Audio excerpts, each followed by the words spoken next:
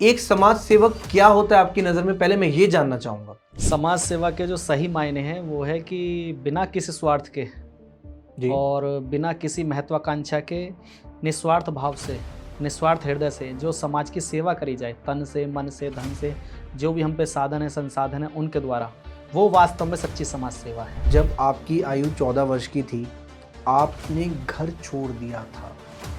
घर वालों को छोड़ना उस एज में कैसे ये माइंडसेट आया? क्या वो इच्छा थी? क्या वो टारगेट था? क्या था, थोड़ा बताएँगे आप? मैं सही में बताऊँ, घर छोड़ना मेरे लिए उतना कठिन भी नहीं था, जितना शायद लोगों को लगता है। लेकिन हाँ, वास्तव में उस समय सबसे ज़्यादा जो लगाव था वो मेरा दादी से था, है ना? एक समस्या और है संसार में, दूसरे का बच्चा सन्यासी बन जाए बहुत अच्छी बात है, नाम कमा जाए बहुत अच्छी है, जब खुद के बेटे पे नंबर आता है ना, तो वहीं आंसू गिरने शुरू हो जाते हैं कि नहीं, अपने बेटे को सन्यासी बनता कोई नहीं देखना चाहता। जिससे आप अपना सुख, दुख और पूरा जीवन उसके साथ शेयर कर सकें। आपको फ़ील नहीं होता कभी ऐसा? मुझे बचपन से लेके आज तक फील हुआ है, भगवान से बड़ा कोई पार्टनर नहीं मेरे लिए। किसी को लगेगा, वो लोग सोचेंगे कि भाई कितनी बात कह दी, कितनी बड़ी बात है, बहुत लेकिन बड़ी मुझे बात। महसूस होता है, जिस भगवान ने 6 साल मुझे भूखा नहीं रहने दिया, जिस भगवान ने जंगलों में सांप और बिच्छू से बचा लिया मुझे, बिजली का तार पकड़े हुए मुझे बचा लाया, मोटरसाइकिल पे हमारे ताऊ जी के लड़के का एक्सीडेंट हुआ था, मैं पीछे बैठा था, वहाँ से मुझे निकाल लाया बचा के। अरे क्या उस बात है! भगवान को आप कहते हो पार्टनर नहीं है? इन पार्टनर से लाख गुना बेहतर है।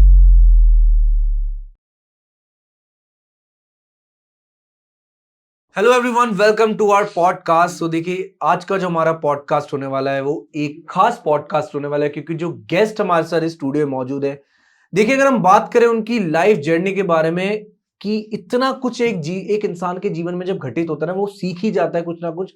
लेकिन क्या वो ऐसा था जिसकी वजह से उनकी लाइफ में एक ऐसा चेंज आता है कि जिससे आज वो एक समाज सेवक बन चुके हैं।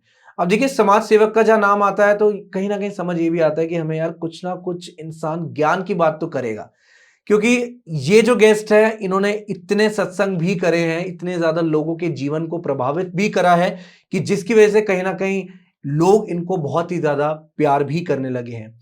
तो जो गेस्ट हमारे साथ स्टूडियो मौजूद है उनका नाम है विवेक कुमार सैनी जी। एंड ये एक समाज सेवक है, सत्संग इतने कर चुके हैं ये, और आज उस सत्संग का जो ज्ञान है वो भी हम इनसे जानेंगे इस पॉडकास्ट के थ्रू। और आज हम बात करेंगे उनकी लाइफ जर्नी के बारे में। देखिए, बस मैं यही कहना चाहूंगा कि एक इंसान जब तपता है ना, उसी के बाद वो हीरा बनकर सामने आता है, और आज ये कहानी उस तपते हुए हीरे की है। सो बिना किसी देरी के इस पॉडकास्ट को स्टार्ट करते हैं। हेलो विवेक सर, कैसे हैं आप? बस बढ़िया है जी। बढ़िया। एंड देखिए, अभी जैसे ऑफ द कैमरा आपने मेरे को काफ़ी कुछ ऐसा बताया, तो डेफिनेटली हम पॉडकास्ट में उसके बारे में बात करेंगे।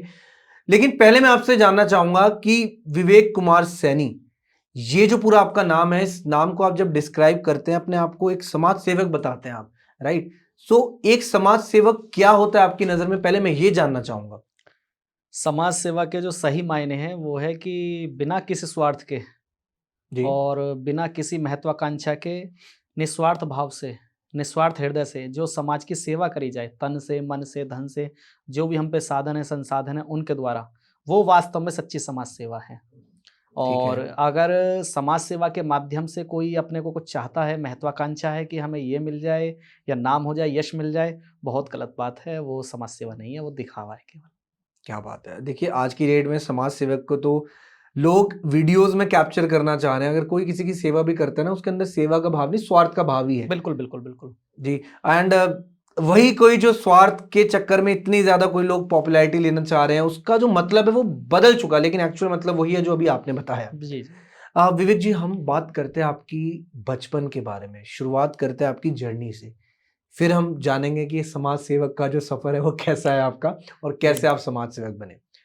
आपने मेरे को बताया था कि बचपन में कुछ ऐसा घटित हुआ आपके साथ कि जिससे आपकी पूरी ज़िंदगी बदल गई। जी। वो समय रहा है 13 से 14 साल की आयु का। अब देखिए, 13 से 14 की जो एज होती है उसमें तो इंसान को पता ही नहीं होता कि यार सक्सेस क्या है, मनी क्या है, सेवा क्या है। उसमें तो इंसान सिर्फ स्कूल से बस पढ़ने की बातें करता है, और उसको पता नहीं दीन दुनिया का। जी। लेकिन इतना एक्सपीरियंस उस एज में, ऐसी-ऐसी बातें कि मेरे को समाज सेवक बनना है, लोगों की मदद करनी है, उनकी सहायता करनी है, वो सब शुरू कहाँ से हुआ? ये मेरे को बताइए आप। अच्छा, बचपन से एक मुझे किताब पढ़ने का बहुत शौक था, ओके।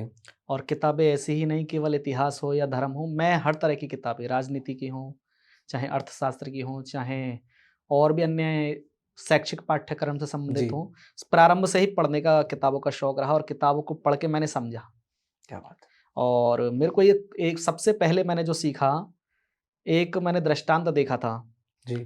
कोई व्यक्ति मतलब बहुत दान पुण्य कर रहा था, बहुत कुछ दान कर रहा था, तो उसके बारे में एक कथा थी। किसी ने उसको टोक दिया कि भाई तुम मतलब इतना दान पुण्य क्यों कर रहे हो?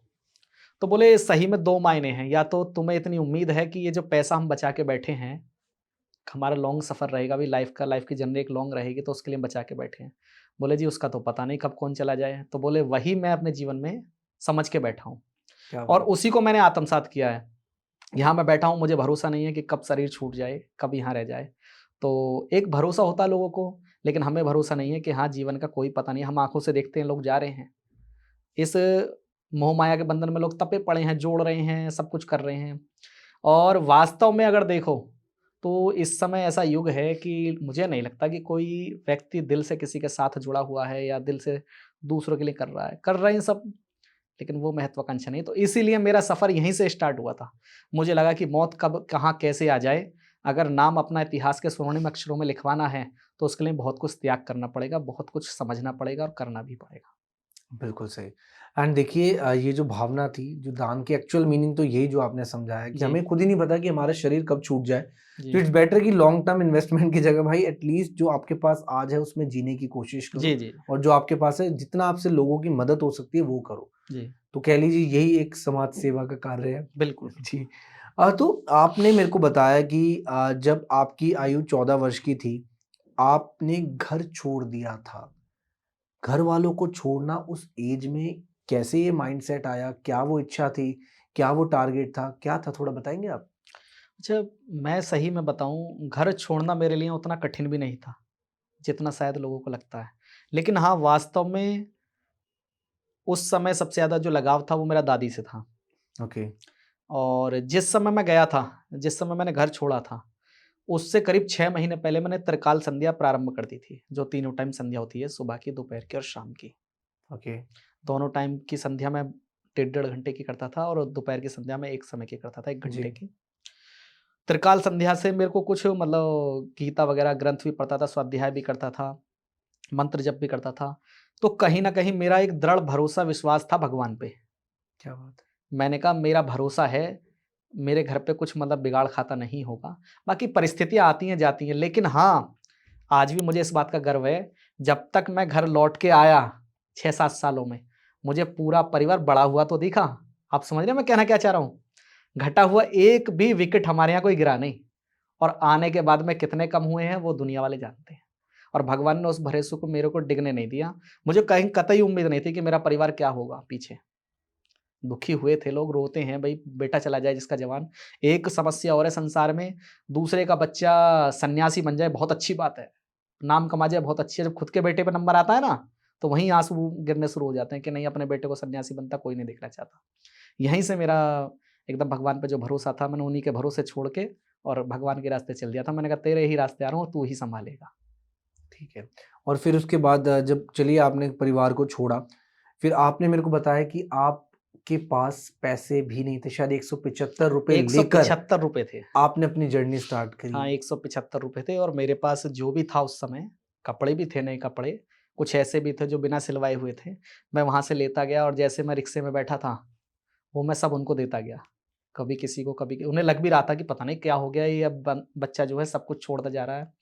और वो ₹175 में से मैंने कुछ किराया भी दिया था और करीब 2 सवा 2 मीटर सफ़ेद कपड़ा खरीदा था जिसकी लुंगी बनाई थी। अच्छा। अपने कपड़े सारे उस समय छोड़ दिए थे ओके।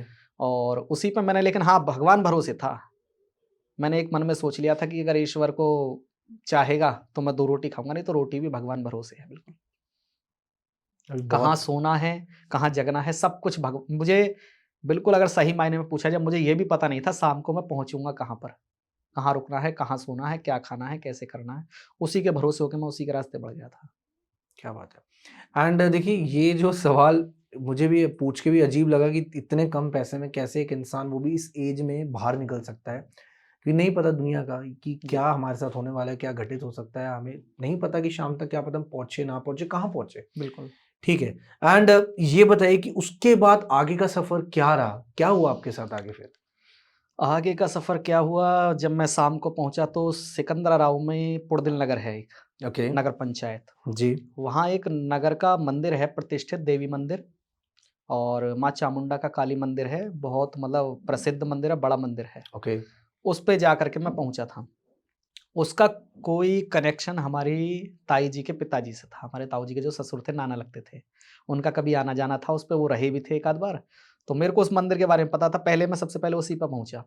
वहाँ जाके मैंने उनको बताया, उन्होंने पूछा कि आप कैसे-कैसे आए हो? मैंने कहा जी मैं सन्यासी हूँ और भटकता हुआ इधर भी आया हूँ, योग और धर्म का प्रचार करता हूँ।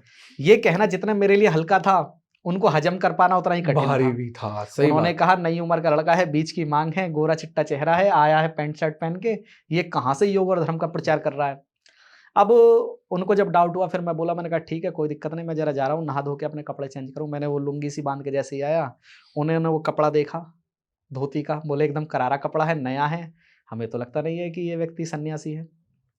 तो लेकिन उन्होंने फिर भी मेरे पास आके, कुछ लोग बैठे वहाँ के सज्जन लोग, उन्होंने कहा कि भाई कई बार होता है, लोग घर से नाराज़ होके भाग आते हैं। वहाँ पे एक स्वामी जी थे, स्वामी रामानंद सरस्वती, और महामंडलेश्वर थे वो।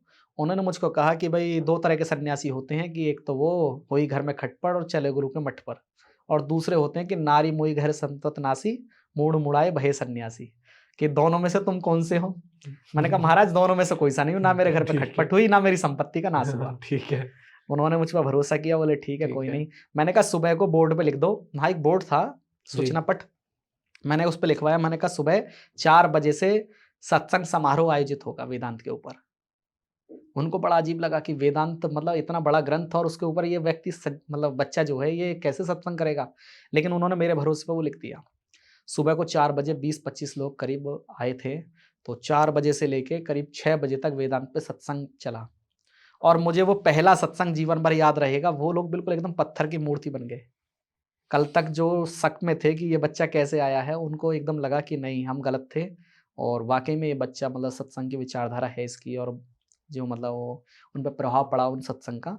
उसके बाद में 2 घंटे योगा का सत्र हुआ, मैंने योग, प्राणायाम सबके बारे में उनको सिखाया भी, बताया भी। वहीं से थोड़ा-सा फिर स्टार्ट हो गया। वो सुबह को मेरे पास नगर सेठ जो थे वहाँ के, वो आए ठीक कि है, आपका भोजन हमारे यहाँ है महाराज जी। ठीक है। और पहली बार मुझे महसूस हुआ कि ईश्वर की कृपा स्टार्ट हो गई, क्योंकि मैं जैसे ही उठ के चलने को हुआ, कम से कम 50 लोग मेरे साथ थे, बोले भोजन करने आ रहे हैं। मुझे लगा, मैंने कहा भाई ये तो सीरियल में देखने को मिलता था, साईं बाबा जा रहे हैं और पीछे-पीछे लोग जा रहे हैं। सही बात, बिल्कुल। लेकिन हाँ, वो था कि मैंने ये कह दिया, मैंने कहा जाएँ तो भला मेरे पीछे, ना जाएँ तो भला। हमें भगवान के रास्ते जी। जाना, हमें प्रशंसा में, पैसे में पड़ना नहीं है। वहाँ मैं गया तो उस पे मैं करीब-करीब, मुझे ध्यान है, मैंने भोजन किया, और करीब उन्होंने ₹1100 मुझे दक्षिणा में देने की कोशिश करी, कि मतलब भोजन आपने लिया है तो उसके। ठीक है। मैंने मना कर दिया, मैंने कहा मैं पैसे लेता नहीं हूँ। बड़ा अजीब लगा उन्हें कि आप आए थे, कैसे आए थे? मैंने बस जैसे आए थे वैसे ही चले जाएँगे, लेकिन मैं पैसे नहीं लेता। अगले दिन फिर दोपहर में उन लोगों ने कहा कि ऐसा है महाराज, थोड़ा-सा एक सत्संग दोपहर में और हो जाए, कुछ लोग रात में नहीं आ पाते। तो दोपहर का सत्संग हुआ, उसमें संख्या बढ़ गई, एप्रॉक्स 300 के आस-पास लोग थे, और जो पंडाल था वो पूरा भरा हुआ था। माइक की ज़रूरत पड़ गई, वहाँ माइक मँगा गया फिर। माइक के द्वारा वहाँ सत्संग प्रवचन चला, और उसके बाद में एक आरती हुई।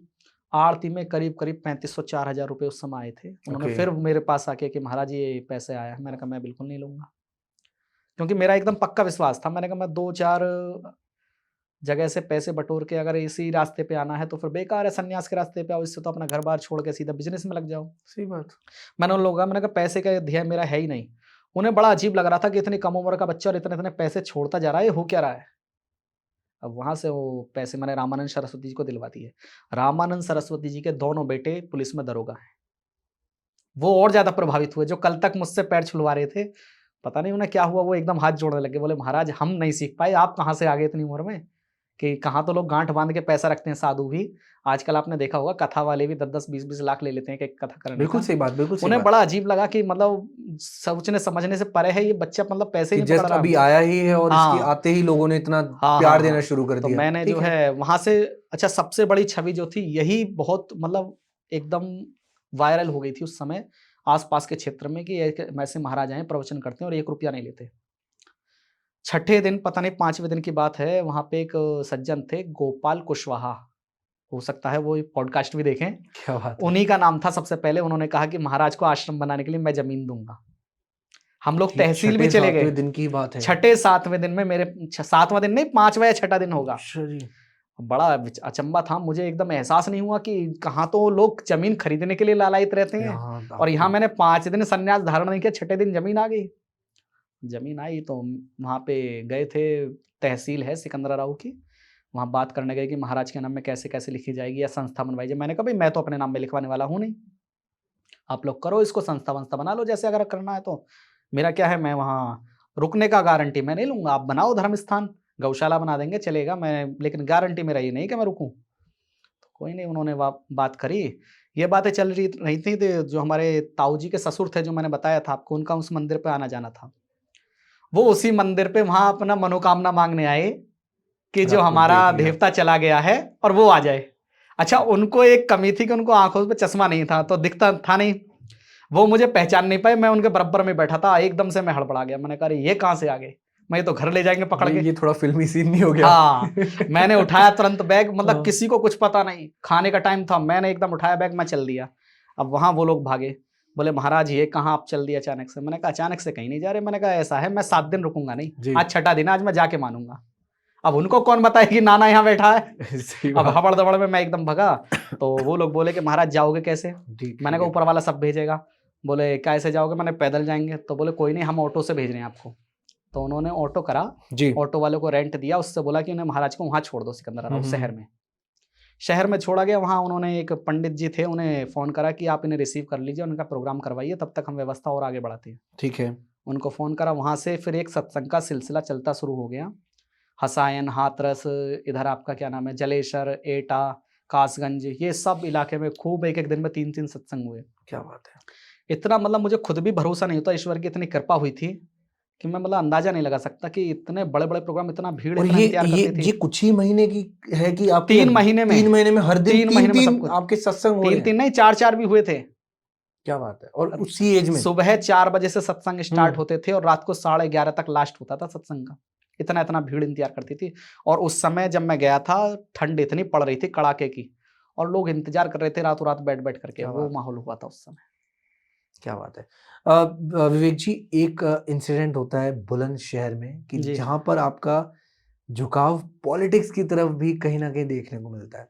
जी। और देखिए, अगर हम कह लीजिए, अगर आपके पास बहुत सारे लोग जो आपको प्यार करते हैं, तो कहीं न कहीं पॉलिटिशियंस की नज़र भी पड़ती है। जी, क्योंकि देखिए ऑब्वियसली वोट्स का के लिए कह लीजिए, किसी भी चीज़ के लिए कह जी, लीजिए, जी।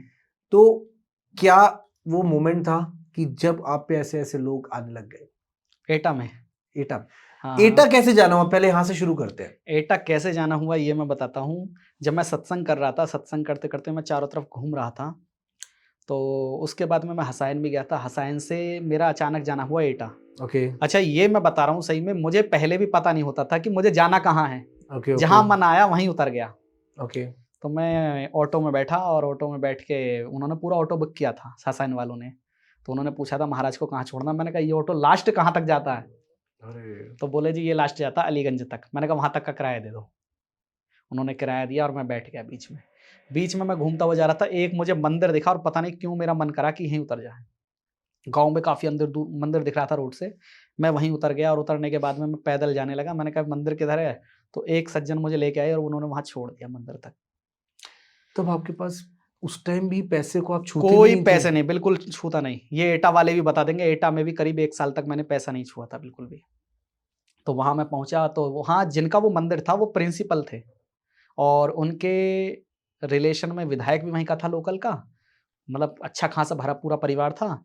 तो उन्होंने मुझसे कहा कि महाराज यहीं रुक जाओ आप। अच्छा, उस समय मेरी एक धारणा थी अगर रुका तो हो सकता है एक धारणा बने कि भाई पैसों का बहुत लालच है, बड़ी पार्टी है, बाबा रुक गया होगा। मैंने कहा नहीं, बिल्कुल नहीं रुकना।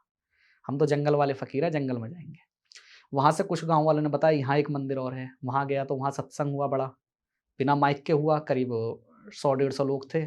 आवाज़ तेज़ थी उस समय बचपन में, तो 100 डेढ़ 100 लोगों में सत्संग किया। वो लोग बोले कि महाराज आप एक काम करो, आप यहीं रुक जाओ। मैंने कहा मेरा रुकना मुश्किल है। मैंने कहा हम तो वो व्यक्ति हैं रमता जोगी बहता पानी, क्या बात है। कुछ पता नहीं हम कहाँ बह जाएँ कब। तो मैंने ठीक कहा है, अगर पानी एक जगह रुका तो गंदा हो जाएगा। ठीक तब है। बोले जी ये पता नहीं क्यों हमारे गाँव को श्राप मिला हुआ है, यहाँ कोई रुकता ही नहीं है। मैंने कहा ऐसे कैसे हो जाएगा? बोले नहीं, कोई रुकेगा ही नहीं, आप भी चाहो देख लो। तो मैंने क्यों, क्या 2 दिन नहीं रुकता? मैंने कहा 2 दिन छोड़ो, हम 2 महीने रुक जाएँगे। बोले महाराज 2 महीने रुक जाओ तो मान जाएँ। वो बहस ऐसी हुई कि मैं ठान के बैठ गया। मैंने कहा हम भी साधु हट वाले हैं। ईगो पर आ गया यहाँ तो हाँ, ईगो बात। पर आ गया। मैंने कहा रुकना, चिमटा हमने वहीं गाड़ दिया अपना। ठीक है, मैंने कहा अब रुकना ठीक है तो है। रुकना ही। हम रुक गए और रुकने के बाद में हमारा जो है वहाँ अपना स्टार्ट हुआ प्रोग्राम। जी। रोज़ सुबह-शाम उठ के संध्या करनी। बाकी मैं ज़्यादा सत्संग वगैरह वहाँ नहीं किया फिर। उसके बाद में मैं केवल अपने डेली उस पे दिनचर्या पे ध्यान देता था, ओके, जप तप पे, ठीक त्रिकाल है। संध्या पे, स्वाध्याय पे।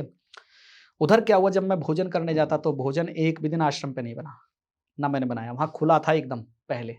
ऐसा जंगल था कि आप आज भी जाएँ तो आज भी दहशत आ जाए। वहाँ शेर, वो शेर थोड़ी सियार जो बोलते हैं, शियारों का रेगुलर वहाँ आना-जाना था। और साँप वगैरह भी वहाँ खुले में घूमते थे, जिसे कहते हैं घूरे पड़ते थे आस-पास में, जो कूड़ा वगैरह डाल देते हैं गाँव वाले, गोबर वगैरह का। वहाँ कुछ पुराने चापड़ के पत्थर से ओके। रखे थे। वहाँ मैं पहुँचा और खाना खाने जब जाता वहाँ से निकल के, तो कुछ लड़के जो थे नई उम्र के, वो कहते थे कि नहीं बाबा तो है नहीं, किसी लड़की को छेड़ के आ गया है, देख के लग रहा होगा ना कि उनको या हो। तो कोई रेप हाँ। वगैरह करे आया है या कोई मर्डर ओह कर माय आया गॉड! है, ओके। तो ये इसलिए यहाँ भाग के आ गया। अच्छा, उन्हें कौन समझाए? इधर बुलंदशहर में यही कहानी चल रही।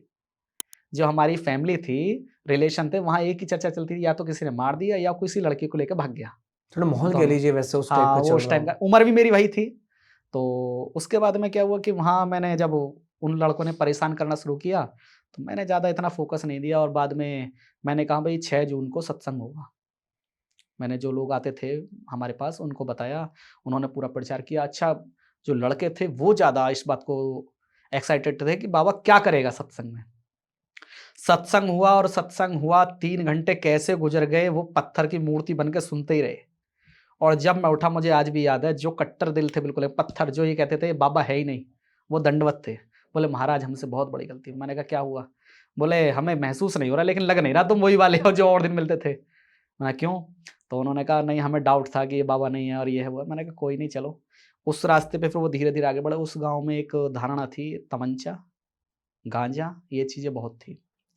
तो मैंने एक दिमाग से थिंकिंग बढ़ाई। मैंने कहा भाई माहौल, असली संत वही है जो दूसरों को भी संत बना दे। संत कोई कपड़े वाले तो होते नहीं, विचारों के बिल्कुल संत सही, होते हैं। बिल्कुल सही। मैंने कहा इनके विचार बदलो, इनकी थिंकिंग बदलो। तो मैंने उन लोगों को अपने साथ जोड़ा।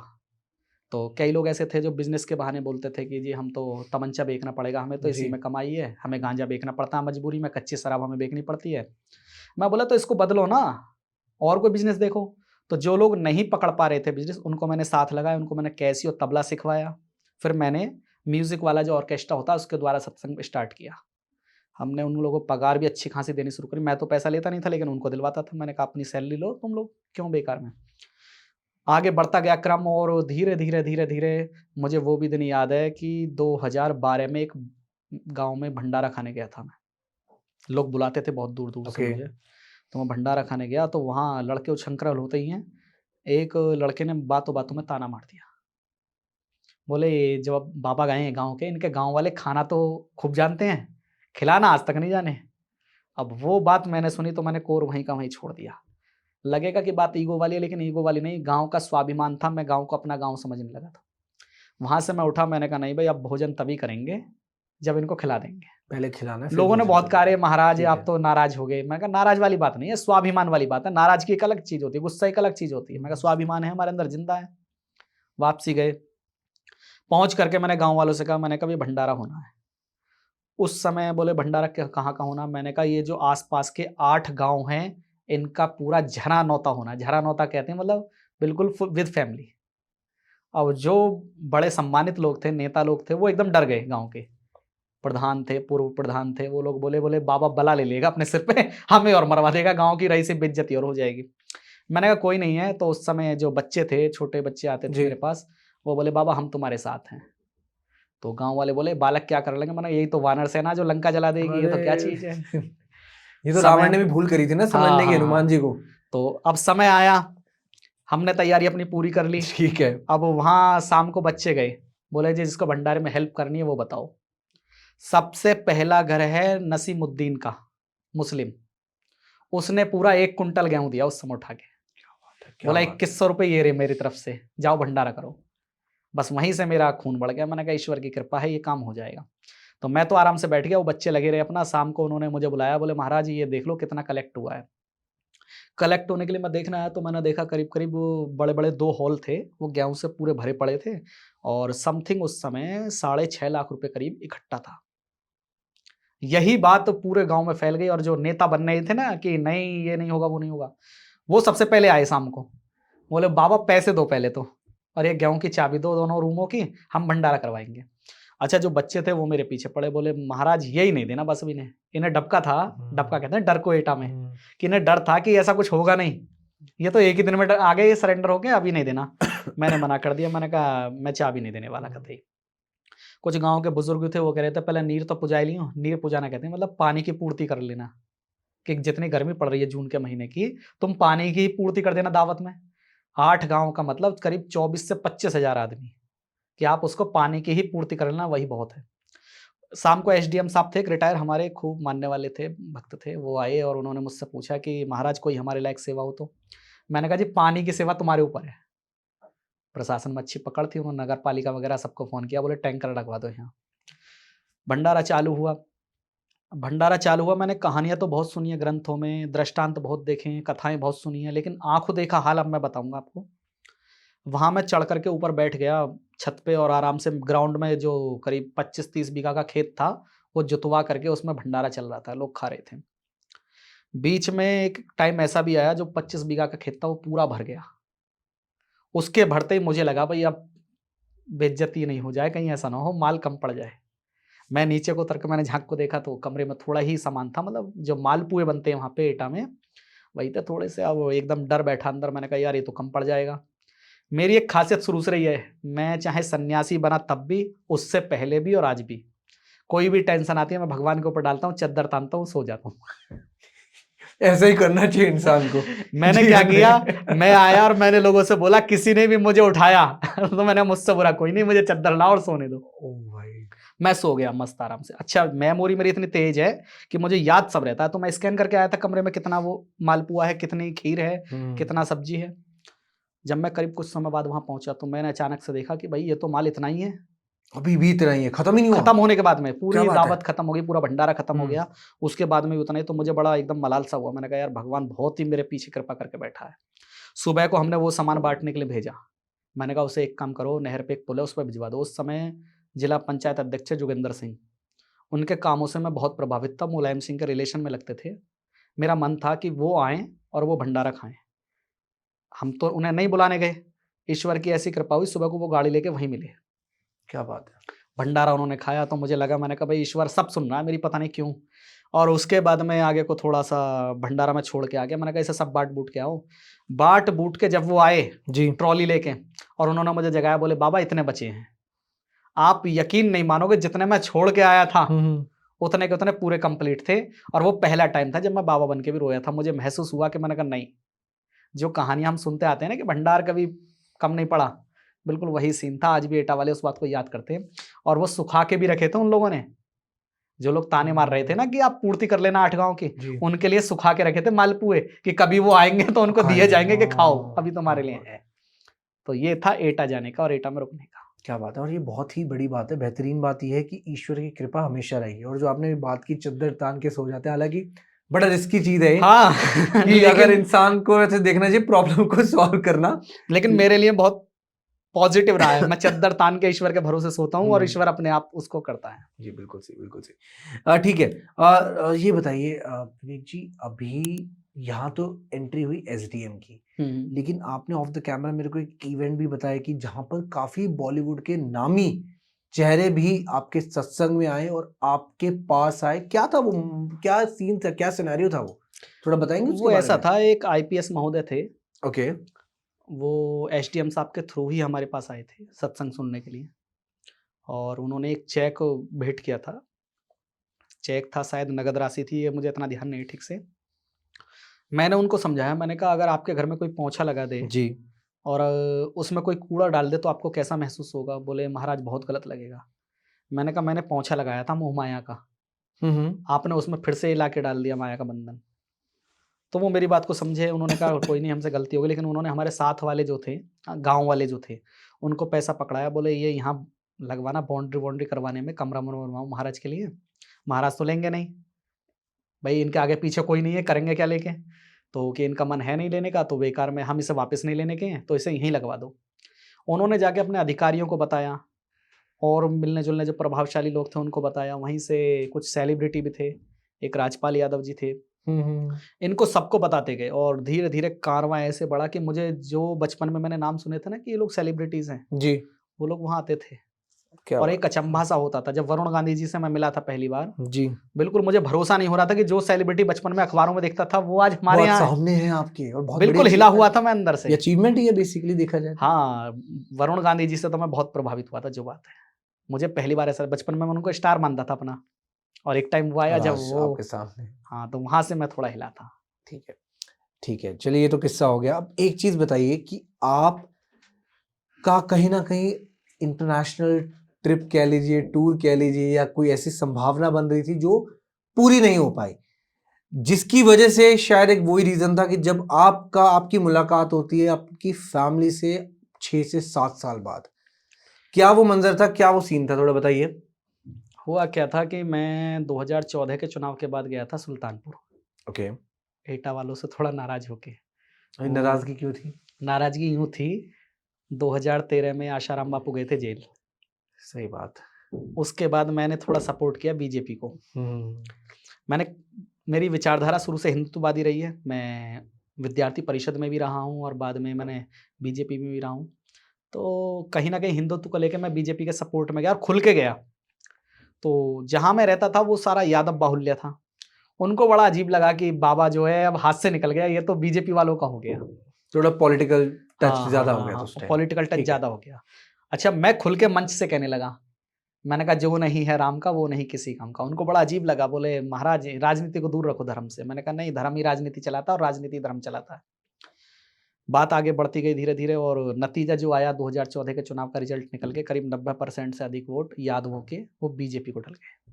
क्या बात है। इसका इतना बड़ा प्रभाव पड़ा कि जिले के जो जिलाध्यक्ष थे सपा के और भी बड़े-बड़े नेता थे, विधायक थे, उन्होंने बड़ा प्रेशर डाला। बोले यार ये क्या करा दिया तुमने? यहाँ तो मतलब अपने गाँव में मतलब इतने वोट बीजेपी को, ऐसा क्या होगा? तो वहाँ खबर गई सभी के पास, बड़े नेताओं के पास कि एक बाबा जो रह रहे हैं, उन्होंने बीजेपी को सपोर्ट कर दिया। बोले या तो बाबा को कंट्रोल करो या फिर बाबा को फिर सीधा दाएँ-बाएँ करो। तो वहाँ कुछ बुजुर्ग थे जो सपा के कट्टर नेता थे और उन्होंने मुझको ये भरोसे में दिया हुँ, हुँ। कि महाराज आपने जो है गलत किया है। आपने हमारे साथ बहुत गलत किया, आपने हमारे यहाँ का अन्न खाया है, हमने आप लोगों को इतना सब कुछ दिया और आपने तब भी जो है हमारे साथ गद्दारी कर दी। तो मैं उन्हें उनसे बातों-बातों में कह दिया, मैंने कहा तुमने क्या दिया? मैं तो घर से छोड़ के निकला हूँ। जिसको अपने घरवालों पे भरोसा नहीं उसको तुम पे क्या भरोसा होगा? मेरा भरोसा केवल ऊपर वाला है। और मैंने कहा यदि तुम्हें लगता है कि क्या मैं तुम्हारे भरोसे में जी रहा हूँ, मैं कहा छोड़ रहा हूँ मैं। और पूरा गाँव गवाह है, मैंने रातों-रात सुबह के टाइम पे करीब 10-11 बजे वो पूरा गाँव खाली कर दिया। मैं पहुँचा सुल्तानपुर। जी। सुल्तानपुर में एक रानी थी शारदा सिंह, उनकी एक पुरानी कोर्ट थी। वो जैसे रानी मतलब आज भी है या नहीं अब तो एक्सपायर हो गई। एक्सपायर हो गई? हाँ, ये एक्सपायर हो गई। 2014 की ही हम बात कर रहे हैं। 13-14 की बात है 13-14 की करीब-करीब। बात कर रहे हैं, तो ठीक है। वो जो रानी थी शारदा सिंह, उनका काफ़ी बड़ा एक पुरानी कोर्ट थी। वो बहुत बड़ी संपत्ति थी उस टाइम पे, आज भी है। तो हुआ क्या था, उन्होंने वो ज़मीन दान में दे दी आश्रम के लिए। मैं उसी पे रुका था 1 साल, ठीक है। 14-15 में। तो जब मैं रुका तो उसके बाद में वहाँ लोग जुड़ने लगे मुझसे, तो बाहर के भी कुछ लोग थे, कुछ ऐसे भी थे जो बाहर जॉब करते थे। तो वहाँ कुछ ब्राह्मण लोग थे, वो दुबई में जॉब करते थे। उन्होंने मेरे पास सत्संग सुन के जब वो प्रभावित हुए, उन्होंने कहा महाराज आप एक काम करो, आप दुबई आओ। मैंने कहा बिल्कुल आ जाऊँगा। तो मुझे भी लगा, मैंने कहा धर्म के प्रसार का इससे बढ़िया मौका क्या है कि विदेशों में भी प्रचार हो, हमारे करना द्वारा चाह रहे हो। हैं। बहुत सही, अच्छा बहुत सही। सोशल मीडिया उस समय था नहीं। ठीक है, जो नहीं मुझसे था, प्रत्यक्ष सही बात। मिलते थे वही प्रभावित होते थे, वही हुँ, आगे प्रचार प्रसार करते थे। तो मैंने प्रोग्राम बनाया, मैंने कहा ठीक है मैं आता हूँ। तो उधर उन्होंने मेरे को बताया कि महाराज बिना पासपोर्ट के तो आना हो नहीं पाएगा। ठीक है। पासपोर्ट ऑब्वियसली दीजिए, नेसेसरी। टिकट, वीज़ा वगैरह जो भी है वो सब कराया जाए। अब पासपोर्ट मेरे पास जो डॉक्यूमेंट थे वो थे एटा के टोटल। एटा के या सुल्तानपुर के बनवाए हुए। यहाँ से मैं कोई डॉक्यूमेंट लेके नहीं गया। वहाँ का नाम मेरा अलग था, यहाँ का नाम अलग था, वहाँ फादर नेम मैंने चेंज करा दिया, मतलब सब कुछ लगभग चेंज था। तो उन लोगों को लगा कि भई महाराज को समझाएँ, तो उनमें जो पासपोर्ट के अधिकारी थे, वो बड़े समझदार थे, उन्होंने मुझे भरोसे में लिया, बोले महाराज आप एक काम करिए, ये कागज़ तो यहीं के हैं और हम आपको जानते हैं, हमने ये कागज़ बनवाए थे आपके। आपका अगर वास्तव में आपको घर नहीं पता तो अलग बात है, तो फिर हम आपको कोई परमानेंट यहीं का निवासी बना देंगे। लेकिन आपको अगर पता है कि आपका घर कहाँ है, तो आप वहाँ से डॉक्यूमेंट लाइए और आपके ओरिजिनल डॉक्यूमेंट से हम आपका पासपोर्ट बनवा के तब दुबई भेजेंगे। और आसान भी हो जाएगा उनके लिए भी, हाँ। एक प्रॉपर। करीब मुझे आज भी याद है, दुबई के प्रोग्राम के लिए 2014 में उन्होंने 60 लाख रुपए इकट्ठा किया था, यहीं से केवल सुल्तानपुर से। मायने रखता 60 लाख रुपए उस समय पे, 2014 में। 2014 के आज से हाँ, 11 साल पहले। उन्होंने कहा था महाराज प्रोग्राम ऐसा होगा कि भारत में अलग ही दिखेगा। हम थोड़ा भावों में आए और हमने घर पे फैमिली पे फ़ोन किया। 7 साल बाद जब मैंने पिताजी को फ़ोन किया तो पिताजी ने ये मानने से ही इनकार कर दिया कि कोई मेरा बेटा है। वो मैंने कहा हेलो, तो बोले हाँ। मैंने कहा पापा, तो बोले कौन? मैंने कहा विवेक बोल रहा हूँ। उनका पहला शब्द ये था, कौन विवेक?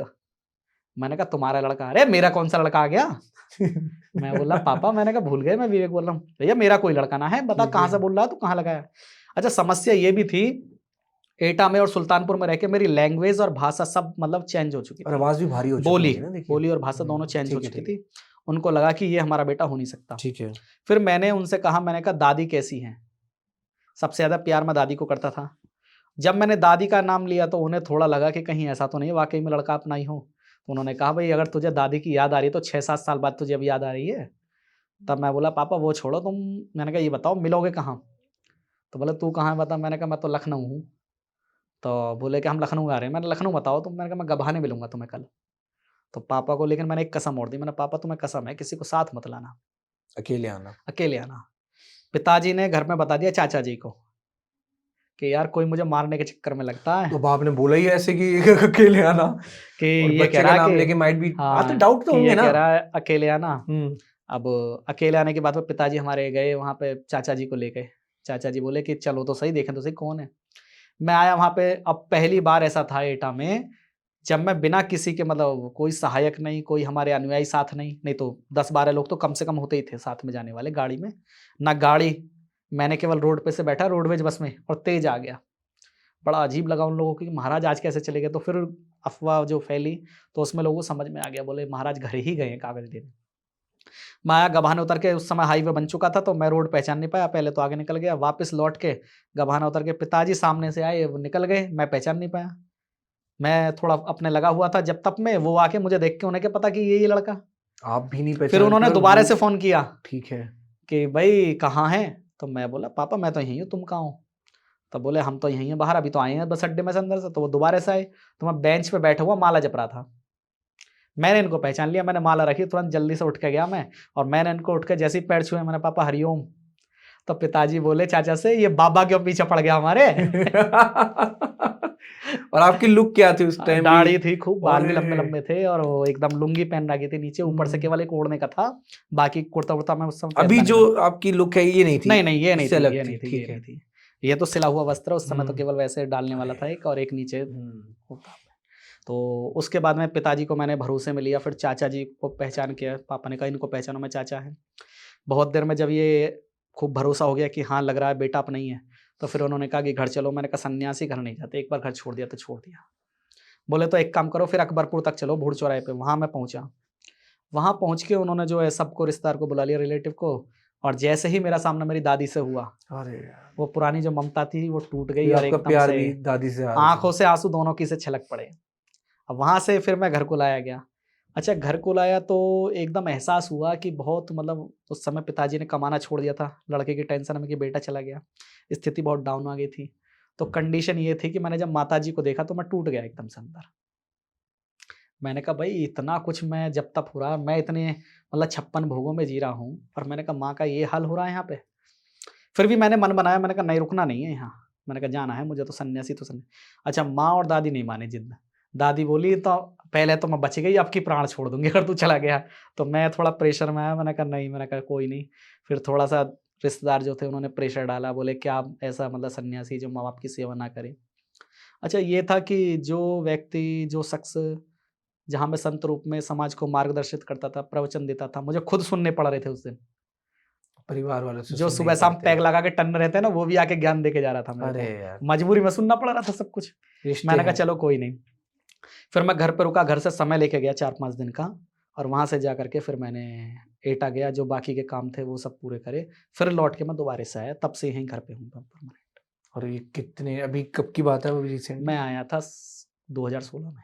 2016 में। हम्म, ठीक है। अब देखिए लेकिन कहीं न कहीं ये भी तो हो गया, लेकिन 2014 6-7 साल हो गए थे आपको, हाँ, उसके बाद आप घरवालों से मिले घर थे। वालों से मिले तो थे। कभी आपको लगा नहीं कि घरवालों से यार दूर होना भी कहीं न कहीं आपके लिए रुकावट भी बन सकता है? क्योंकि देखिए आपका जो सफ़र था वो बिल्कुल ही अलग था, लेकिन घरवालों से मिलते ही एक कह लीजिए रुक गया या आप एक अलग डायरेक्शन आपने पकड़ ली होगी। तो आपको कभी फ़ील नहीं हुआ ऐसा अंदर से? नहीं, फ़ील तो बहुत कुछ होता था और प्रारंभ से ही ये फ़ील होता रहा, लेकिन एक चीज़ है कि अगर मेरे बचपन से एक चीज़ है कि जिस काम में मैं लगता हूँ, उस काम में मैं पूरी तरह से मतलब ये नहीं, मैं कोई गुंजाइश नहीं छोड़ता उसमें। और इसीलिए मैंने इस लाइन में कोई गुंजाइश नहीं छोड़ी थी अपनी तरफ से। मैं बिल्कुल सब कुछ एकदम दिमाग से भुला चुका था, मैंने कहा नहीं। विवेक जी, अभी आपने एक बड़ी अच्छी बात कही थी कि कुछ लोग जो पैग शैग मारने के बाद भी हाँ, हाँ, हाँ। वो लोग भी आपको ज्ञान देते हैं। लेकिन देखिए कहीं न कहीं एक बात तो ये सही है कि सन्यासी का जीवन आसान नहीं है, बहुत कठिन है क्योंकि माँ-बाप को छोड़कर आना, एक अकेले जीवन व्यतीत करना, कहीं न कहीं आपको लगता नहीं कि ये भी एक भार है कि माँ-बाप की सेवा से दूर जाना? आपको फ़ील नहीं हुआ कभी इस चीज़ को लेके? नहीं, मुझे नहीं लगता, मेरे को एक दृष्टांत याद है। बताइए, बताइए। एक दृष्टांत है इंदौर का, और दृष्टांत एक अलग होता है, एक होता है कि जी, सच्चाई, जो मेरे जी, सामने आँखों के सामने हुई है। जी। एक बच्चा था, वो वृंदावन आ गया था साधु बनने। ओके। उसके माँ-बाप जो थे अच्छे खासे बिज़नेसमैन थे, उन्होंने बहुत रोज़-चीख के उस बच्चे को रोका। हुँ, हुँ। बाद में जब कुछ नहीं बना और बच्चा नहीं माना, तो उन्होंने उनके गुरुजी जो थे, उनकी दादी ने 2-4 उनको खरी-खोटी सुना दी थी। ओके। अपशब्द भी बोले थे कि भाई तुम कैसे महात्मा हो, तुम एक माँ का दिल पे पत्थर रख के उसके बेटे को बिल्कुल ले आ सही, रहे हो। बिल्कुल सही। तो जब वो गुरुजी ने बर्दाश्त कर लिया, फिर उसके बाद में उन्होंने जो है भगवान को उल्टी-सीधी कहना शुरू कर दिया। तो गुरुजी बोले, बेटा मैं अपनी तो बर्दाश्त कर लेता, इनके ठाकुर जी की मेरे पे बर्दाश्त ना होगी। तू एक काम कर, तू घर जा। तो मैं तुझसे एक ही वचन माँग रहा हूँ, गुरु दक्षिणा है तेरी, तू घर पहुँच, अपनी माँ की सेवा कर। वो बच्चा चला गया, वो माँ-बाप बड़े खुश हुए, और जाते ही सबसे पहला काम जो होता है ना, जो मेरे साथ भी होने वाला था, कि बस शादी करो जल्दी से बच्चा हाथ से नहीं तो निकल जाएगा। तो उसकी इंदौर में शादी करने की तैयारी हुई। शादी करने की तैयारी हुई, बढ़िया शादी, आज भी वो व्यवसायी है, मैं नाम भूल रहा हूँ उनका। तो उनके यहाँ उनका रिश्ता तय हुआ था। वो घुड़चढ़ी वगैरह सब हुई, धूम-धाम से बारात जा रही थी। आप आज भी निकाल लीजिए खबर, 11,000 की लाइन टूटी थी और उसी के ऊपर गिरी थी, बेटे के ऊपर। भुन गया था बिल्कुल घोड़ी समेत। ऐसा भुना था कि बस बता नहीं सकते। और वो जो माँ थी, बारात जाती हुई। जाती हुई घोड़े पे बैठा हुआ, और वो लाइन टूट के गिरी थी ऊपर से, और वो घोड़े समेत भुन गया था बच्चा, बिल्कुल। इतनी बुरी तरह भुना था कि बस बता नहीं सकते। वो एकदम, जो माँ थी ना, हुँ, हुँ। आज भी मतलब वो लोग जानते हैं, उसपे उनके जो पिताजी थे, उन्होंने बहुत मतलब हाथापाई तक करी थी, कि इससे तो हमारा बेटा वहीं रहता, तू जान को आ गई बेकार में। ज़बरदस्ती खींच के लाई उसको। मतलब ये कहीं न कहीं सच है कि जो मर्ज़ी होती है वो शायद ऊपर वाले की हाँ, होती देखो है। ये कहना कि माँ-बाप की सेवा, माँ-बाप की सेवा, ये कितने नालायक माँ-बाप की सेवा करते हैं जो ये ज्ञान देते हैं। आपने देखा, नहीं देखा? बिल्कुल सही। वृद्धाश्रमों में माँ-बाप भरे पड़े हैं, वो कहाँ चले गए सेवा करने वाले? आज भी तमाम तरीके के लोग हमें भी ज्ञान दे जाते हैं, भाई सच्चे माँ-बाप की सेवा, बे तुम तो माँ-बाप की सेवा कर नहीं पा रहे। अगर माँ-बाप की सेवा लिखी है, तो बच्चा सन्यासी होके भी सेवा करवा सकता है, यही यही मेरा अगला सवाल था। भगवान की कृपा से। और नहीं लिखी ना, तो ये नालायकों की तरह अपना शादी-ब्याह हुआ और उसके बाद में अलग हो गए और खींचा। मैंने देखा है, जो लोग ये ज्ञान देते हैं, उनके कितनी सेवा कर रहे हैं वो लोग।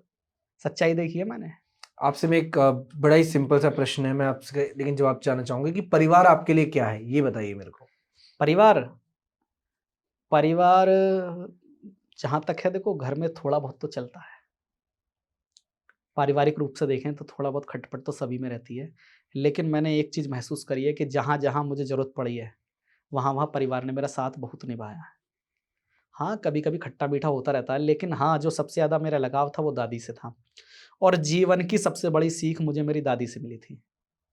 क्या क्या सीख थी बताइए?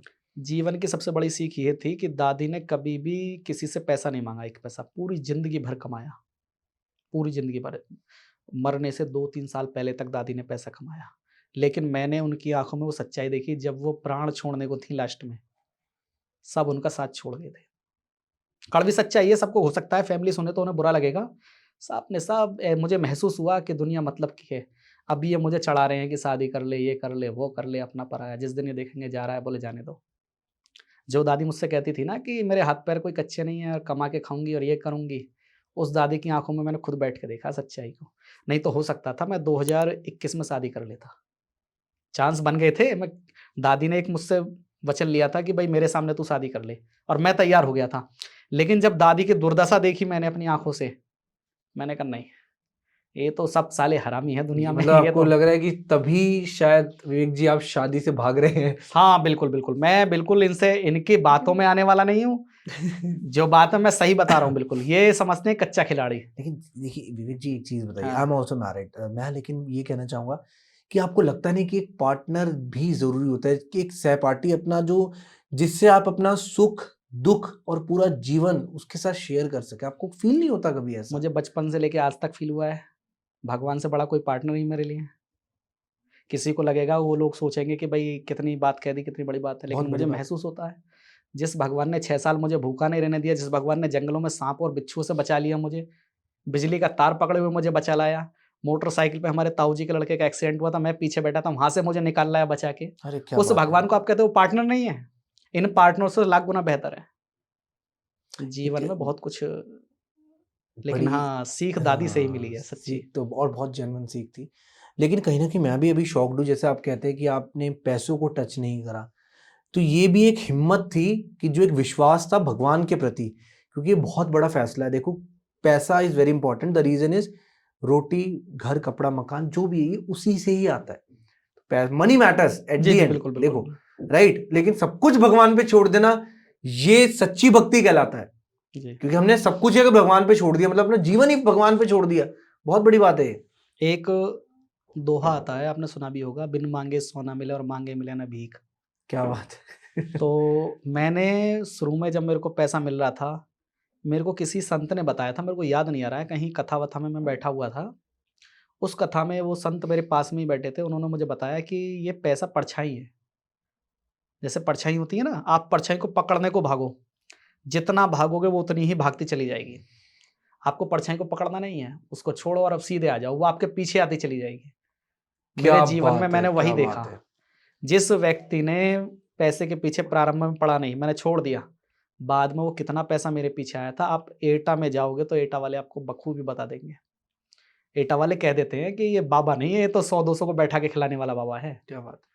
तो मैंने वो भी जीवन में देखा, मैं नहीं भागा और आज भी नहीं भाग रहा। लोग सलाह देते हैं, अरे पैसा है इसकी कदर करो। अरे कर ली कदर, इंसान की कदर नहीं है आज के युग में, कब चला जाए, कब टिकट कट जाए और आप लोग कह रहे हो पैसे की कदर करो, रखो संभाल के, तुम्हारी पीढ़ियाँ खाएँगी। अमिताभ बच्चन ने एक फ़िल्म में कहा था, आपने सुना होगा, पूत कपूत तो धन क्यों संचय और पूत सपूत तो धन क्यों संचय। बेटा अगर बढ़िया है, तो कमा ही लेगा, उसके पास टैलेंट होगा, कमाएगा, मेहनत करेगा, और बेटा अगर बेकार है, जोड़ो, साम्राज्य के साम्राज्य ढा देते हैं क्या लोग। बात है, ये क्या तो क्या बात चीज़ है। है। लाइव एग्जांपल्स भी देखे हैं ऐसे तो। हाँ, विवेक जी आने वाले 5 से 10 साल में आप अपने आप को कहाँ देखते हैं एज़ अ पर्सन?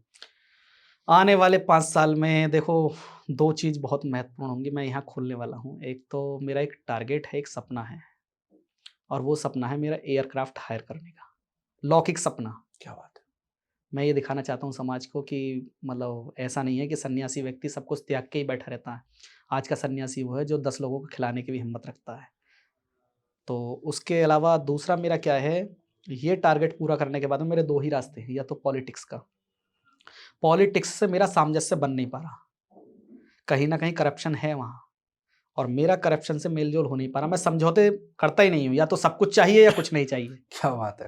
और उसके अलावा या दूसरा मेरा रास्ता होगा, जी। अगर राजनीति में दाल मेरी नहीं गली, तो मैं कमंडल उठाऊँगा और दोबारा से उसी रास्ते चल दूँगा। लेकिन अब की रास्ता दूसरा होगा। मैंने विचार बनाया है, मेरे को कई बार सुनने को मिल रहा है कि बाबा लोग कथा कर रहे हैं, 20 लाख कमा रहे हैं, इतना ले रहे हैं, उतना जी। ले रहे हैं। अब की वो विचार नहीं है, ना कहीं ठिकाना, ना कुछ, केवल कमंडल उठाया और सीधे चल दिए। और ये भी बहुत बड़ा डिसीजन है। बिल्कुल लेकिन कुछ नहीं, आप पैदल ही चलना है। देखिए जैन मुनि जैसे चलता है ना, आपने देखा है? हम्म, एक टाइम भोजन आराम से, कहीं रुकना नहीं, कोई आश्रम नहीं, कोई खाता नहीं। बिल्कुल एकदम लोगों को लगे कि हाँ, वास्तव में ही ये जीवन है। प्रेमानंद जी महाराज को सुनते हैं आप? बिल्कुल सुनता हूँ मैं उन्हें। क्या विचार है आपका उनको लेके? नहीं, उनका विचार मुझे बहुत ज़्यादा, मैं उनसे प्रेरित हूँ। क्या बात है। अपने गुरु के अलावा दूसरे नंबर पे मैं उन्हीं की इज़्ज़त करता हूँ। क्या बाकी मैं इस समय महात्मा लोग बहुत प्रचलित हैं, लेकिन उनके अलावा मैं शायद समझता हूँ कि कोई इतना विचार वाला है नहीं। देखिए कुछ ना कुछ चीज़ें हैं, कह लीजिए एनर्जीज़ हैं जो प्रभाव डालती हैं। बिल्कुल, किसी का बिल्कुल। बोलना इतना और किसी के जीवन को बदल देता है, ये बहुत बड़ी बात है। मैं आज आपको कुछ कह रहा हूँ लेकिन अगर आप उस बात पे अमल कर रहे हैं तो मतलब मेरी जो ज़बान की जो एनर्जी है बहुत वैल्यू है उस चीज की, और वो तो कुछ कह दे, बिल्कुल। देखो इतने लोगों को प्रभावित करके बैठे हैं वो। जी। ठीक है विवेक जी, ये तो बात होगी आपकी लाइफ की, लेकिन उसी लाइफ में एक पड़ाव आता है कि जहां पर आपका आपके सगे संबंधियों ने भी साथ छोड़ दिया था, कि जिनसे आपको बहुत उम्मीदें थी, कि जैसा आपने बताया था कि हाँ लोग ही साथ नहीं देते, किसी और चीज से क्या उम्मीद रखी जाए। क्या वो चीज थी, कि क्या वो केस हुआ था ऐसा कि जिसकी वजह से आपको अपनी लाइफ में लोगों ने सोचा कि यार ये तो खत्म हो जाएगा इंसान, अब ये उठ नहीं सकता? क्या था वो सीन? जब मैं लौट के आया था तो उस समय बैंक अकाउंट भी काफ़ी था बैलेंस, ज़मीन वगैरह सब मेरे नाम में थी। अच्छा, मैं फैमिली को कभी कुछ नहीं बताता था। वो एक रहस्य था, केवल एक सीक्रेट था। मैंने कहा फैमिली को यही बताना है कि अपना 0/0 फक्कड़ फ़कीर है, क्योंकि मुझे पता था संसारी लोगों को पैसे से बड़ा लोभ होता है। अरे यार फैमिली सबसे बहुत सही पहले बात प्रेशर कही डालेगी आपने। कि भई पैसा इधर कर ट्रांसफ़र करो। तो मैं उस चीज़ को एग्री नहीं था बिल्कुल भी। मैंने छुपाए रखा बात को, समय बदला थोड़ा-सा। 2016 में हुआ क्या कि नोटबंदी आ गई। नोटबंदी आने पर मैं थोड़ा-थोड़ा अमाउंट तो निकाल सकता था। मतलब 50,000 से ऊपर नहीं निकल पा रहा था, केवाईसी माँग रहे थे। तो मैंने उनकी कंप्लेंट डाली हुई थी एक। कंप्लेंट डालने के बाद में हुआ क्या कि कुछ दिनों बाद एक मतलब टीम बनाई गई, इन्वेस्टिगेशन टीम, जिसने इसका पूरा जो मेरे 12-13 बैंक अकाउंट थे उनकी जाँच करी। उस जाँच में सामने निकल के आया कि भई इनके पास तो मतलब अमाउंट बहुत ज़्यादा है, और कभी इन्होंने टैक्स पे नहीं किया, और ना ही इनके बारे में कोई जानकारी, और डॉक्यूमेंट भी डुप्लीकेट हैं। तो उस पे एक राजस्व रेवेन्यू में एक कर्मचारी थे, उन्होंने मेरे खिलाफ एक एप्लीकेशन दी थी। बाद में उस पे चल के केस हुआ, और केस चल के लास्ट में जाके अचानक मेरे पास खबर आती है कि आपके सारे बैंक खाते फ्रीज़ कर दिए गए हैं। Oh my God. आप यकीन नहीं मानोगे, वो दिन था, उसी दिन मैं शाम को अमाउंट निकालने वाला था, करीब 20-25 हज़ार रुपए खर्चे के लिए। केवल मेरे अंदर से 150 रुपए जेब में रह गए थे। मैंने कहा शाम को निकाल लूँगा नेट बैंकिंग के द्वारा। जब पता पड़ा कि बैंक अकाउंट फ्रीज़ हो गए, अब मैं एकदम सदमे में आ गया, डिप्रेशन में। कहूँ तो कहूँ किसको, फैमिली को मैंने कभी सपोर्ट नहीं किया जो फैमिली मेरा सपोर्ट करे। अब मैं एकदम टेंशन में आ गया, फिर धीरे-धीरे मैंने बात खोलनी, शेयर करनी शुरू करी घर में, दोस्तों में। एटा तो पता पड़ ही गया था सभी को। अब एटा वालों से मैं पैसा माँगना नहीं चाहता, क्यों? एक छवि थी कि बाबा ने कभी हाथ फैलाया नहीं, किसी से लिया नहीं, तो मैं क्यों लेने बैठा वहाँ? सही बात ठीक है। मैंने उधर फ़ोन भी नहीं किया। तो शाम को मैंने एक वकील साहब से बात करी, और सीनियर वकील थे काफ़ी प्रसिद्ध, तो सुप्रीम कोर्ट के, उनसे मैंने बात हुई। उन्होंने कहा कि एक काम करो, आप डॉक्यूमेंट जल्दी से फ़ोटोस्टेट करा के मुझे भेजो। फ़ोटोस्टेट वाले ने पैसे बताए थे ₹453। 2021 का मुझे वो दिन भी याद है जब ₹453 भी मेरे पास नहीं थे, और मैंने कुछ लोगों के पास गया तो उन्होंने हाथ खड़े कर दिए, भई हमारे पास तो कोई व्यवस्था नहीं है। 400 रुपए पहली बार मुझे मतलब इतना फ़ील हुआ, मैंने कहा मैं कहाँ हूँ और किस स्थिति में हूँ। फिर मैंने अपनी फैमिली में सिस्टर वगैरह थी, सभी को बताया। मैंने कहा मेरे को केस लड़ना है, वकील को फ़ीस देनी है। कोई किधर से नहीं आया। मैंने अपने ही मतलब कुछ जानकार लोगों से, फिर जो मेरी हम उम्र थे, उनसे मैंने कॉन्टैक्ट किया, पैसा लेने की कोशिश करी। 20% हफ़्ते के ब्याज पे मुझे पैसा मिला। मायने रखता है 20%, 1 वीक में 20% का ब्याज। वहाँ भी मैं मजबूर था, क्योंकि मुझे केस केवल बचाना था, अपने खाते बचाने थे। बाद में मैंने चारों तरफ से करके वो केस लड़ा। केस वहाँ गया, क्या नाम है, सेशन कोर्ट एटा में। जिस समय उसी समय मेरे को हार्ट की दिक्कत बन गई थी, क्योंकि एक तो टेंशन रहती, डिप्रेशन रहता था, और कुछ खान-पान मेरा बाहर का, इधर मेरे को एनसीआर का जो एरिया है, इसकी हवा भी सूट नहीं करती, प्रदूषण बहुत है इधर, एक्यूआई बड़ा रहता है, तो मेरे को थोड़ा हार्ट वगैरह की दिक्कत हो गई थी।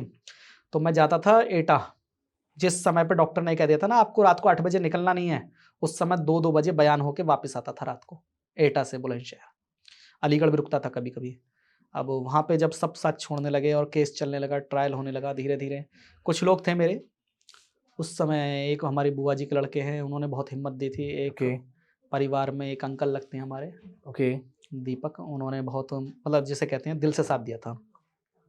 कोई नहीं, केस लड़े, और सेशन कोर्ट का जिस दिन ऑर्डर आना था, ऑर्डर आया, लेकिन ऑर्डर जो है मतलब कुछ तरीके से हमारे लिए भी ठीक था, कुछ तरीके से हमारे विपक्ष में भी था। जी ठीक है।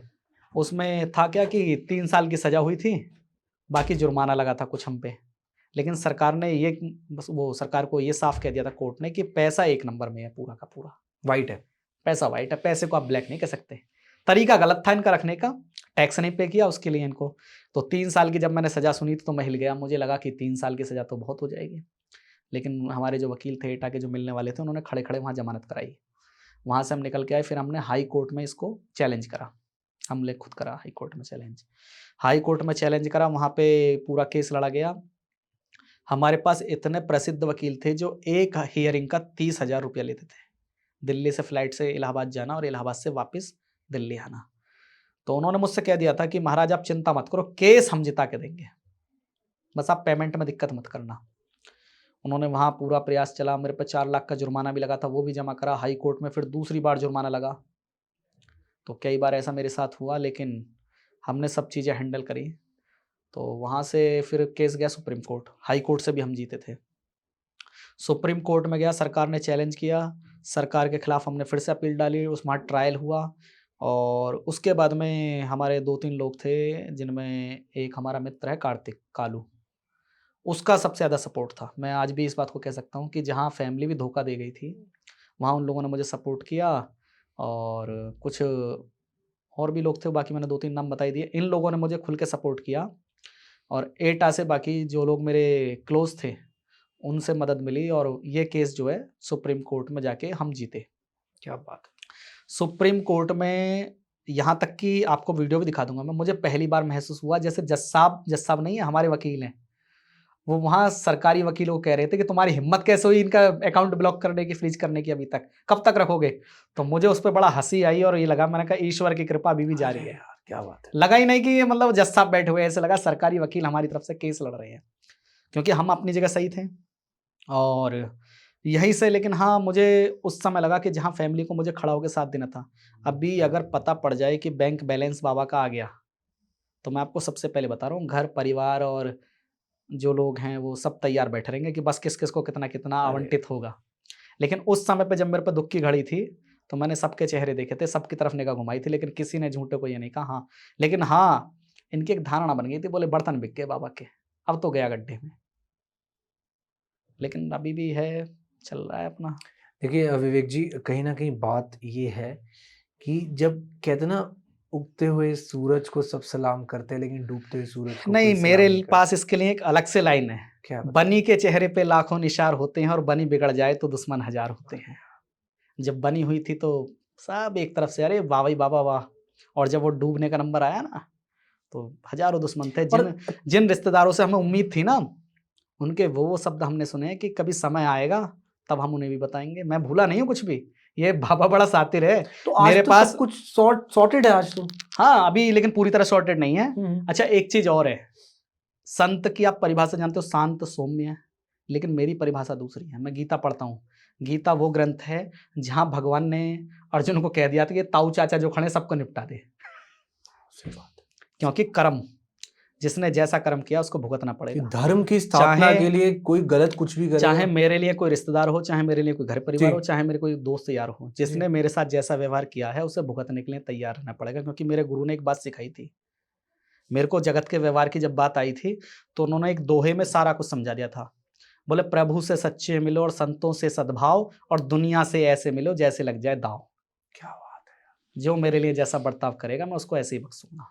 और अच्छी बात है, ये सब होना भी जीवन में बहुत जरूरी है। देखिए, मेरे से ज्यादा ज्ञान आपके पास है, लेकिन कहीं ना कहीं ये चीजें हैं जो इंसान के असली रूपों को आपके सामने लेकर आती है। बिल्कुल बिल्कुल, मेरे को होना जरूरी है। मैं आपको एक बात बताऊं जी, जिस समय केस लिखा था और मुझे हार्ट की दिक्कत बनी थी, उस समय थोड़ा टेंशन में आया था। मैंने कहा पता नहीं प्रभु कौन से जन्म के कष्ट दे रहा। अभी मुझे बहुत खुशी होती है, जितने नकाब थे चेहरों पे लोगों के सब उतर गए। ये जरूरी था। अब जी खुल के जीऊंगा, जिस दिन जीऊंगा खुल के जीना है कि हाँ, आंखों से आंखें मिला के लोग कह नहीं सकते मुझसे कि नहीं हमने ऐसा नहीं किया वैसा नहीं किया।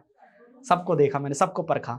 और हो सकता है कि काश ऊपर वाले ने जो छप्पर फाड़ के दिया था उसकी एक परीक्षा भी ली हो कि भाई दुख की घड़ी भी तो देखें, झेल पाएगा नहीं झेल पाएगा। बिल्कुल सही। सब दुखी थे, मैं दुखी नहीं था। मुझे लगता था कि हाँ ऊपर वाला सब करेगा। क्या बात है। एंड पता नहीं, ये जो आपने एंड की जो चीज बताई, और ये मैं चाहूंगा कि किसी के साथ चलिए ना हो, लेकिन कुछ ऐसा जरूर हो कि जिससे लोगों की असलियत उसकी लाइफ में सामने आए। बिल्कुल। और ये एक्सपीरियंस सबको करना चाहिए लाइफ में, तभी वो इंसान सक्सेसफुल बन पाता है। ठीक है। एंड विवेक जी, बहुत ही बेहतरीन कन्वर्सेशन और ये जर्नी आपने शेयर करी, बहुत ही ज़्यादा प्रभावित है। और आई गेस जो भी ऑडियंस देख रही है पॉडकास्ट, कुछ ना कुछ उनको इस पॉडकास्ट से सीखने को ज़रूर मिलेगा कि हिम्मत नहीं हारते पहले तो। और ये जो कुछ भी हमारे साथ घटित होता है, भगवान पर भरोसा रखिए।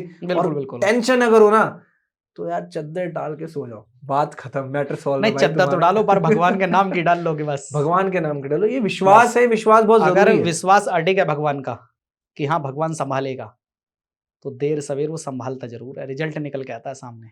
लेकिन हाँ, बीच में नाव पूरी हिला देता है वो भी। कह लीजिए वो भाव तो जरूरी है जीवन में। बिल्कुल बिल्कुल बिल्कुल।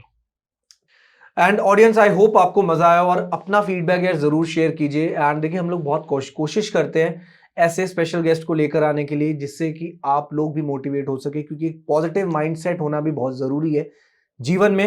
एंड अगर आप चाहते हैं कि हम विवेक जी से दोबारा वार्तालाप करें, दोबारा कन्वर्सेशन करें, तो आप कमेंट कर अपना ओपिनियन भी जरूर शेयर कीजिएगा।